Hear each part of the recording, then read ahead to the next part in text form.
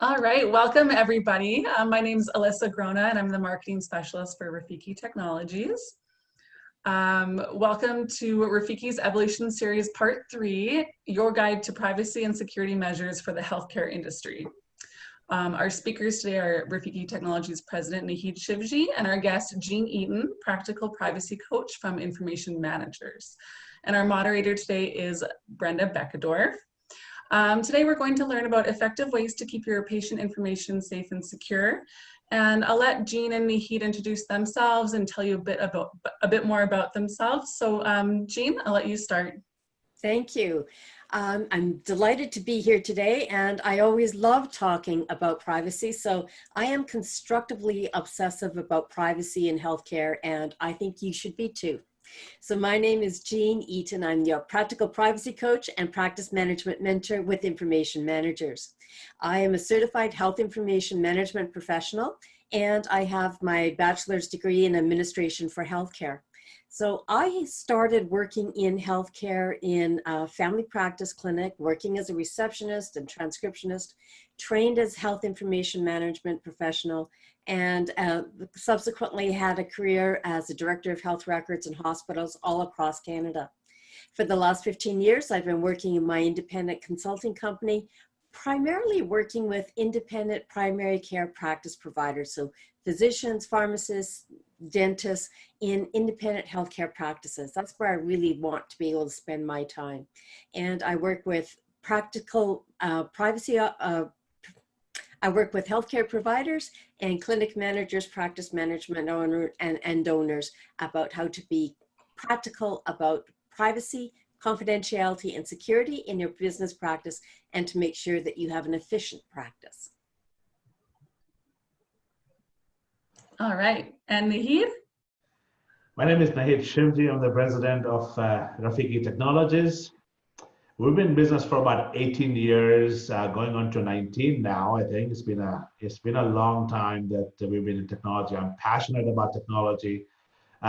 We assist and partner with companies in the technology evolution, including IT management, security, business continuity, application support, day-to-day technology management, management of external vendors, application, pretty much a holistic management of technologies in small to medium-sized businesses.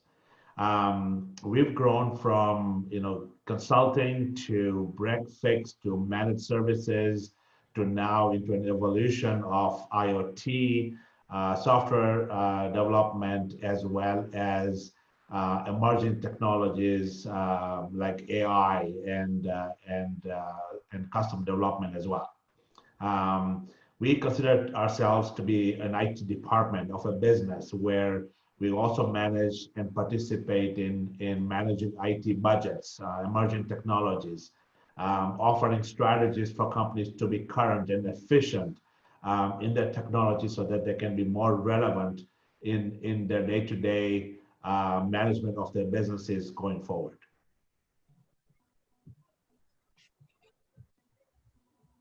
Excellent. So let's get started. Thank you, Alyssa and Naheed and Jean for all the introductions. So we're going to get started with Jean first. What is privacy in the healthcare? What industry? What does that mean, Jean? Sure. So privacy is an individual's right. So under the Canadian Charter of Rights and Freedoms, privacy is a named right. So we have the right to decide for yourself as an individual about what personal information that you want to give to somebody else. That also means that you have the right, and I think the responsibility, to make sure that you're asking good questions before you share your personal information. Who's going to have access to it? How long are you going to have it? When can I get it back? And what can I do to access that information and share it with somebody else that I want? So privacy is your right to decide what personal information about yourself that you want to share with somebody else. And this is really important for healthcare providers and business owners to understand, is that before you collect somebody's personal information, you need to understand that you have an obligation to keep that information confidential and secure. It's their right to decide what information they're going to provide to you, and you need to be able to respect that right. And I think you need to demonstrate that you understand that this is important. And this is a way that you can share and show people that this is a gift, that you're sharing your personal information with me so that I can provide you a service. And I know that this is valuable. It's your treasure. And this is what I'm going to do to keep that safe and secure. We know that Canadians trust healthcare providers when they can demonstrate that they are respecting their privacy and that they've got good systems in place so that they can trust the provider and are willing to give that sensitive and personal information about them to their healthcare providers. I suspect most of us don't even think that we have the right, or you even would think or question our healthcare provider. Absolutely. So, very good point. Yeah. Naheed, how can technology support that privacy in the healthcare industry?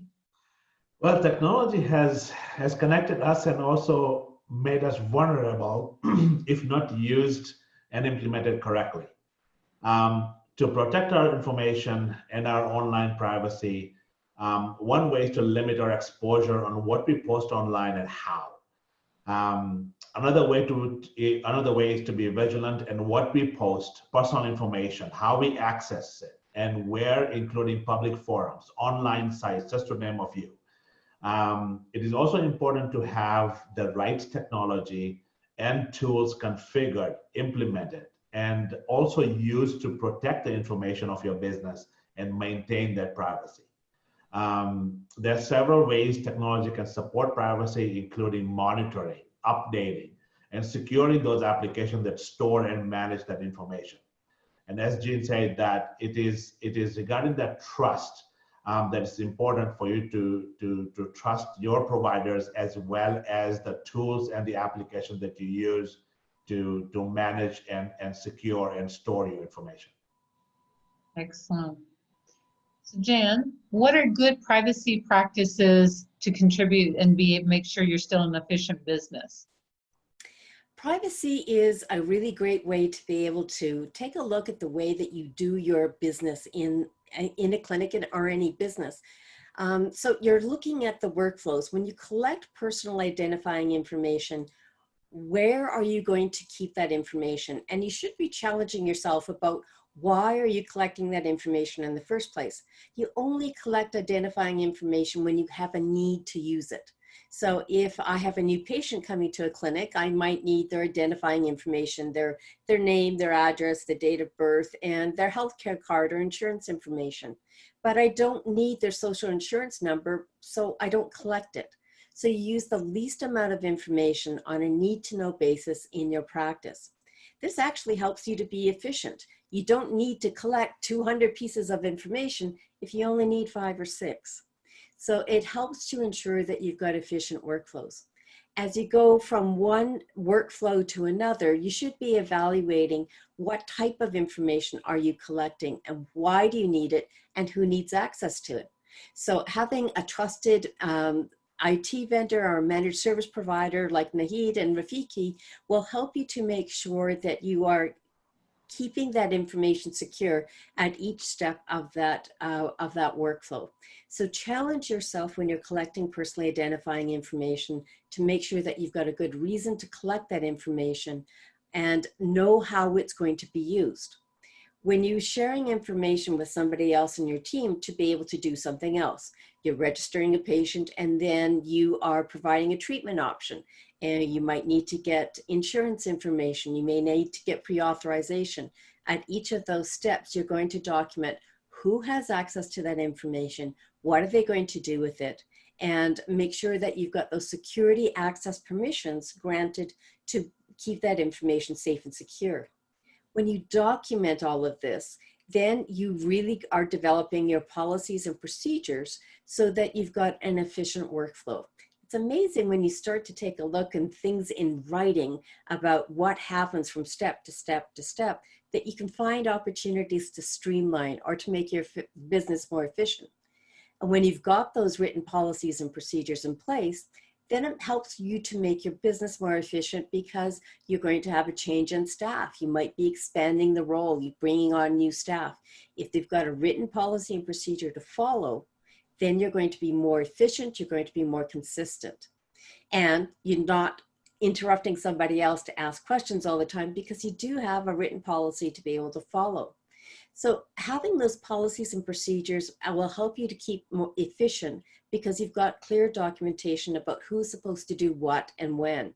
This will help keep your healthcare practice running smoothly, and you want to make sure that it will help you to comply with regulations like the Health Information Act or the PIPA legislation. When you've got good systems in place, it helps you to avoid complaints, it helps you to avoid fines, and even jail time. So we don't want that. There can be jail fines accrued if there is a privacy breach in your practice. But the more that you look at your workflow and make sure that it's well documented, you're going to find that you're an efficient practice and you're avoiding all these bad things at the same time. Excellent, good points. So Naheed, how can technology or business continuity help safeguard business data?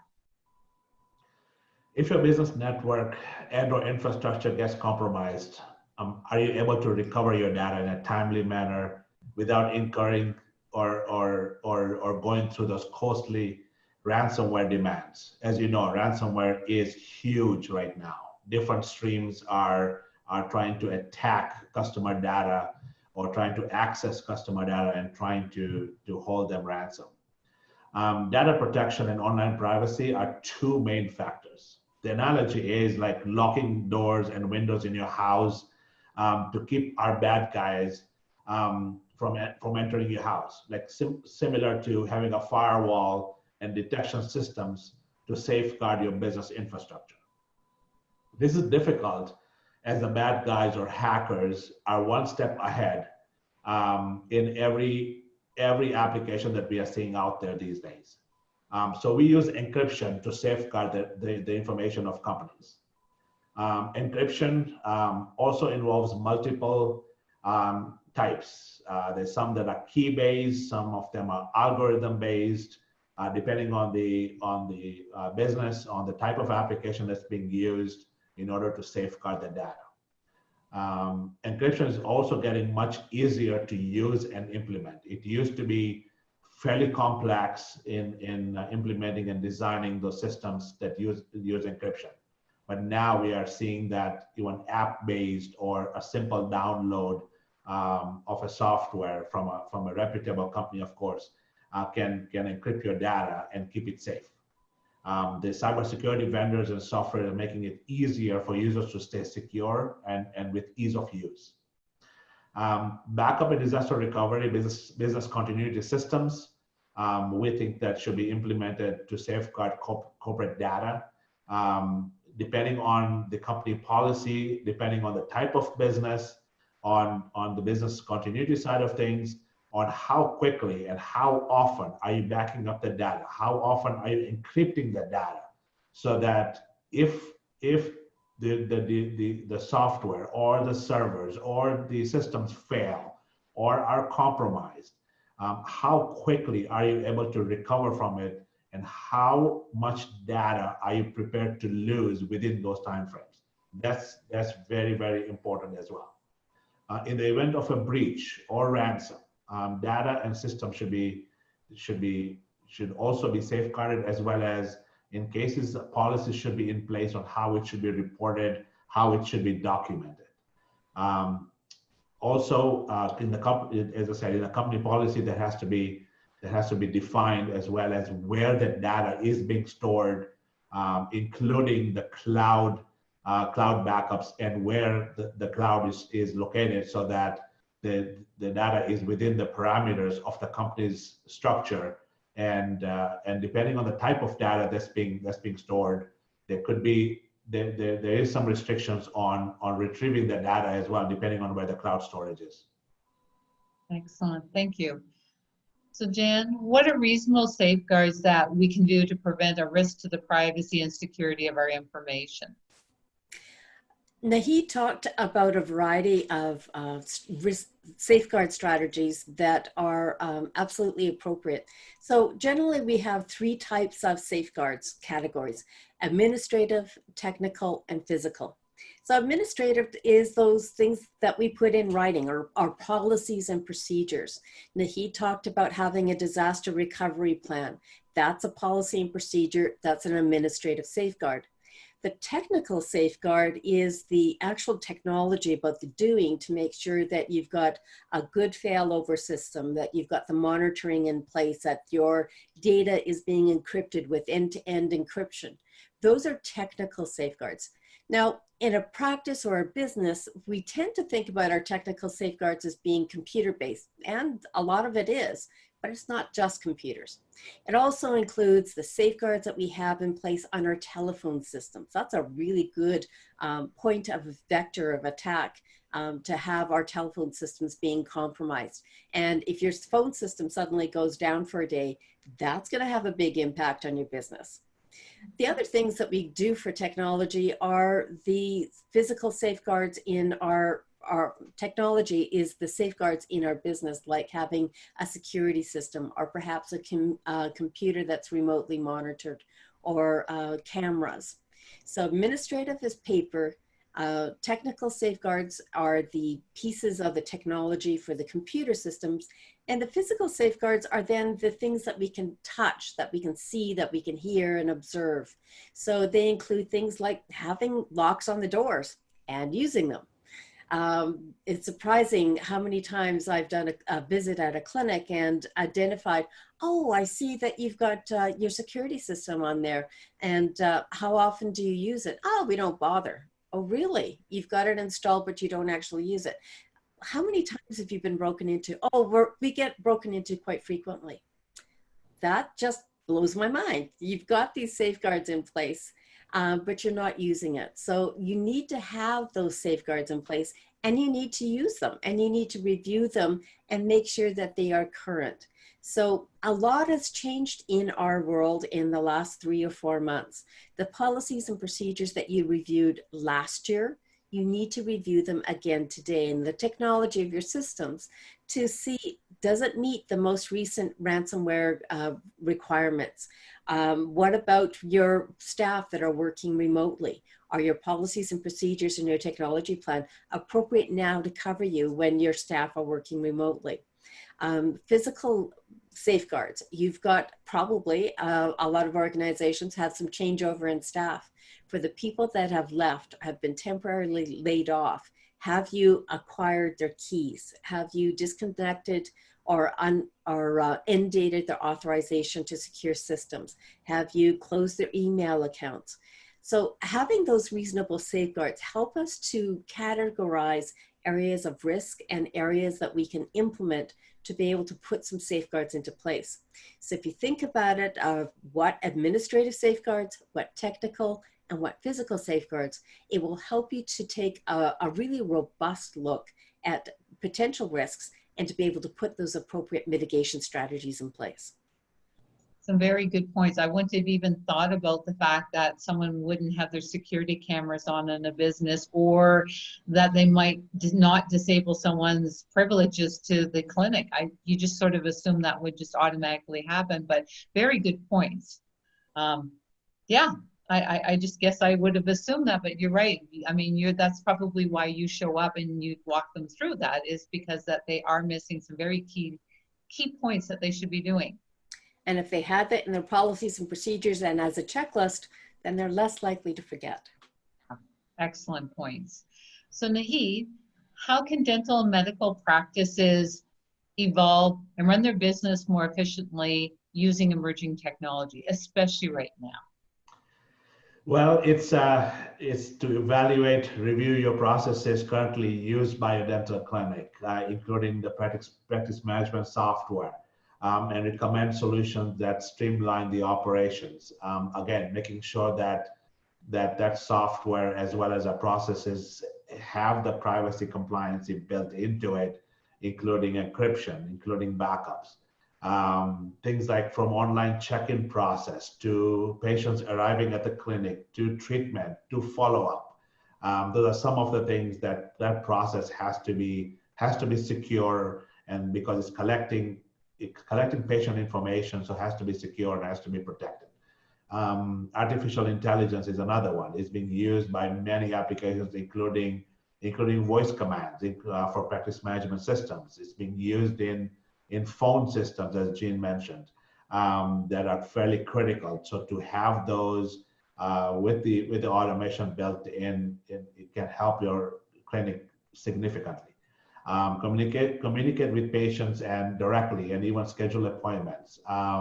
The other one that we've seen is Internet of Things.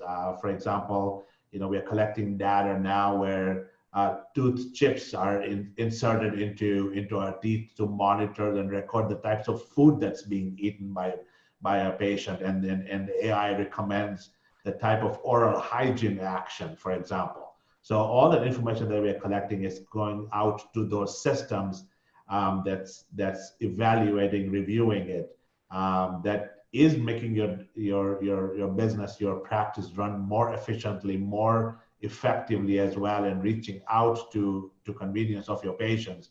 By the same time, the safeguards have to be in place in order to protect the data of clients, of patients. Excellent. Thank you. So Jan, what are the top 3 things that every business needs to develop a privacy compliant business? There are things that you can do in any kind of business that will automatically get you ahead of the next person as far as privacy compliance. The first thing is identify a privacy officer. Sometimes they're called a compliance officer, but this is the person in the organization who is responsible to make sure that there are policies, procedures, that they know the applicable legislation, and that they are the go-between the front office people who collect personal information and the people that are storing that information, the technology vendors, and perhaps the senior management who are making decisions about the new business model or an expansion plan or implementing a new stream in that business model, so that they are aware about what people are doing on the front line and what the organizational plan is. And they do that in relation to identifying potential privacy risks. So if you're planning to move the business, maybe you're moving to another location, it's the privacy officer, because it's their job, will think about, oh, we have to move all of this confidential information from one place to the other. How are we going to make sure that it gets done smoothly, correctly, and nothing gets left behind? So just having a privacy officer, somebody who has been delegated the responsibility to ensure that they're asking those good questions at the right time, is going to improve your overall privacy compliance. In some studies, it would say like 300-fold, that just naming a privacy officer. Having good policies and procedures and a privacy impact assessment is another good way to be able to improve privacy compliance for every business. So every business should have policies and procedures about how they're collecting, using, disclosing, and having access to identifying information. Now in Alberta, for medical and dental practices and other types of healthcare, we need to follow the Health Information Act. For our private business, we also need to follow legislation called PIPA legislation in Alberta, the Personal Information and Protection Act. Each of those legislations requires us to have a privacy officer, requires us to have policies and procedures, and requires us to have a privacy impact assessment. Now, if you're a medical doctor or a dentist or another type of custodian, Alberta is unique under the Health Information Act that requires those businesses to prepare a privacy impact assessment and submit it to the Office of the Information and Privacy Commissioner. If you are a computer management company in Alberta, you have to do your privacy impact assessment, and you keep that internally, and you do not today have to submit it to the Commissioner's Office for review. So that's one area of difference between healthcare practices and other types of businesses. The other key step that I would suggest for privacy compliance is making sure that you have privacy awareness training. So we can't make assumptions that people know everything there is to know about privacy awareness. So we need to make sure that our staff that are coming to work for our organization are privacy aware. And when we make assumptions about what people know, we will make errors. So if you're hiring this new clinic manager or this new dentist into your practice, and they've been working for the last 10 years, so obviously they must have had a privacy awareness training sometime, that's not good enough. You want to know in your organization that that person has received appropriate privacy awareness training, and that you understand what the scope and the breadth of that privacy awareness training is, and that person understood it. And you know that because they did some type of a post test, so that you know that they attended and listened and retained some information. If you have a privacy breach or a security incident and you can't demonstrate that you have those three things in place, you are going to find yourself in a very uncomfortable situation. Ultimately, it will be the custodian, the healthcare provider, the dentist or the physician, or the business owner under the PIPA legislation that's going to be responsible for that privacy or security incident under the legislation. If you have a clinic manager who comes to your practice, had that privacy awareness training and did something that was wrong and inappropriate, and you can demonstrate that they should have known better, then likely the fines and the sanctions will be against that individual clinic manager or that employee who should have known better, but did something wrong did something wrong anyway. So 3 top things about improving privacy compliance would be naming a privacy officer, having those policies and procedures and a PIA if that's appropriate, and making sure that you've got documented privacy awareness training for everybody in your organization. Wow, did not know any of that. That's excellent to hear.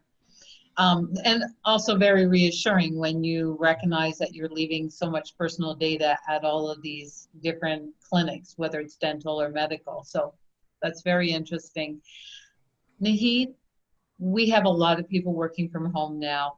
How do we set up the business to be successful and at the same time be compliant? So working remotely requires precautions when accessing and protecting personal data and privacy. Some of the technical safeguards that we can look at are performing all transactions on a secured and password protected network, trying to avoid the personal Wi-Fi or personal internet networks at home. This includes even sharing devices at home with a family member or a friend.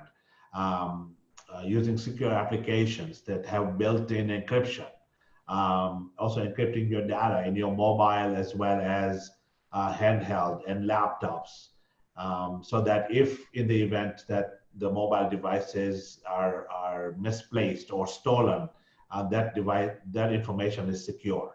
Some of the basic ones out there are making sure that you use different passwords for different applications and different accounts. Logging off on applications that from your device when not in use. Be vigilant in public areas when you're trying to use your mobile device or accessing your data, and so that just be cautious so that who may be trying to view your screen. Some additional safeguards that we've talked about previously as well. Using VPN to connect to corporate networks to access that data. VPN encrypts your data end-to-end the communication. And then there is, of course, things like writing down information on Post-it notes or on a piece of paper, and having that always the fear of losing that document and then misplacing it or writing some information that could come into somebody else's hands. At the same time, employers should inform staff as well as document the security expectations, provide staff with secure corporate devices to use instead of expecting them to use their own personal devices, with the right software, with the right security, as well as password enforcement. And also to educate the staff on what the process of data breach would look like and what to do with it and how to react to it.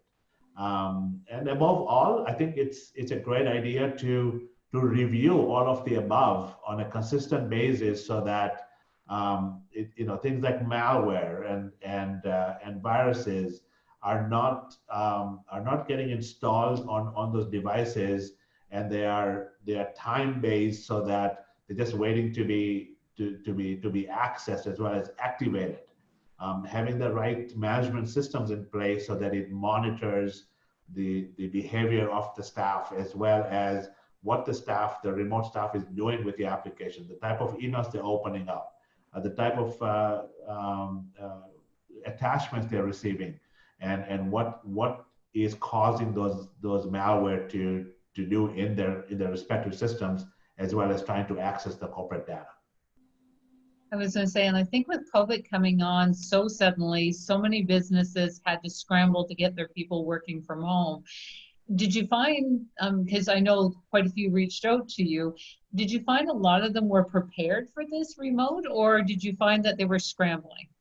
A lot of them were scrambling, and a lot of companies, they did invest in their remote workers, in setting them up the right way, making sure that they had the right tools, the right access, and they were protecting the information. In other cases, we noticed that they were asking questions if they can simply allow their remote workers to use their own personal devices, with no security, with no software to manage or monitor the devices, which was I shouldn't say unheard of, but I think it's not the right way to practice, as well as accessing that corporate data. And not only that, because if that device at home is being shared with other family members, we don't know what they're able to view and also share that information with somebody else. So that's, I think, is very, very important. But a lot of companies did do it the right way. They did invest in their remote employees with the right tools and with the right hardware devices as well. Very good. So Jean, same idea. In the healthcare industry, so many of the workers suddenly had to be working from home too. How was that industry prepared for working from home? I would think probably generally not very well. So one of the things that Naheed talked about is what type of equipment do those employees have at home? And this is the difficult part about the way that this COVID epidemic rolled out. Most healthcare practices have got backups in place. Many of them have electronic medical records, and many of those are cloud-based. But we didn't anticipate that this was going to go on for so long. So while it might be okay to allow mobile devices to connect to the EMR for a day or two, or maybe a week, we didn't expect it was going to happen for 3 months. So many healthcare practices have clinic authorized laptops, and they've got a few of them. So they went home with 3 staff, and all the other staff didn't have access to clinic authorized computers. So a lot of people were scrambling. The caution here, I think, is we need to make sure that we're having a conversation with our employees on a go forward basis. We're going to be hiring more employees that are going to be working from home. And that's the game plan, is that now that we know that we can actually hire employees to work from home. But we need to make sure that we're asking them the good questions. Just because you're hiring an employee working from home doesn't mean that you can make the assumption that they've got a good physical workspace, that they've got an appropriate computer that's up to date with the current operating systems, that they've got a secure Wi-Fi. We have to ask those questions of the employees, and we have to be able to demonstrate that we did the due diligence, not just asking, but can you actually testing the equipment and making sure that it works. And if that employee doesn't have the equipment at home and they can't get information or the equipment from the clinic, then maybe that employee is appropriate to be laid off rather than risking the entire clinic, your business, your livelihood by authorizing somebody to have access to your information in a way that is not secure. Very good points. Very good. Naheed, how critical is it for employees to be up to date regarding privacy and security of data, including system integration? I think it's very important. Training is and will be critical to your business. Make learning a culture norm. This will make your employees adapt to new systems and processes. Include courses that cover your learning values and process for change as well. This will ensure that your technology changes and your staff is going to be ready to adapt that change. At the same time, safeguard your data by having employees be aware of latest security threats, phishing emails, online scams, just to name a few, so that they are trained well and they're taking the right necessary precautions as well as reacting to the security threats that are come their way and are taking the necessary precautions to make sure that the data is secure. Well, thank you, both of you. Those were great answers and great information sharing. Do either of you have one last comment to make before we finish the session today? Jean? There's obviously a lot of overlap between privacy and security. And I think one of the things that a lot of smaller offices are beginning to realize is they thought they could do it all. They thought they could use manage the computer network system. It's just doing some updates and letting Windows do patches. But we know that you, as a business, you have a reliance on computers, whether it's for patient records, for your employee records, for your payroll records, for your point of sale devices. And it's getting more and more complicated. Being able to identify a trusted managed service provider, an IT consultant to help you with your practice is critically important to make sure that you can protect both the privacy and security of your information. This is a really good time to ask, call for a friend to help you out. You don't have to do it all. You're the expert about what you do in your business. Make sure that you've got a good expert that you trust to be able to help you support your business with your computer systems. Wow, well said, Jean. Very well said. Naheed, last comment. We think that people are the weakest link in privacy and security. Training employees, having the right infrastructure and data protection systems, as well as the right key to protecting your data and privacy, as well as having the processes and the procedures, and as Jean said, the right person to manage your privacy, your data as well is very, very important. Please review with your technology partner regarding some of the items we discussed today, or connect with Rafiki or with Jean regarding no obligation consultation, and we can help you. So stay safe.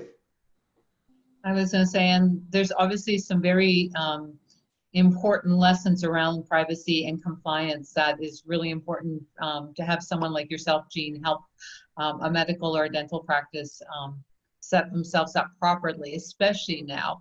So thanks to both of you. Thanks for all who attended. We will send out this with follow-up contacts and links, and have a good evening. Thank you. Thank you. Thank you. Thanks.